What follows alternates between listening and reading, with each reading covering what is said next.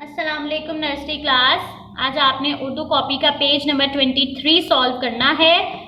तस्वीर के नाम के पहले हर्फ के गिर्द दायरा लगाइए। तस्वीर दी गई हैं, आगे हरूफ दिए गए हैं, जो पहला हर्फ है उस तस्वीर का उसके आपने दायरा लगाना है। चाबी, चे चाबी। समर, से समर। तितली, ते तितली।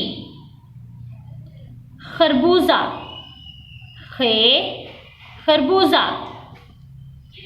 आगे है खाली जगह पुर कीजिए। अलिफ, अलिफ मद आ, बे,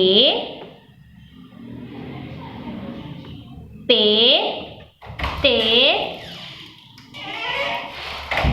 टे,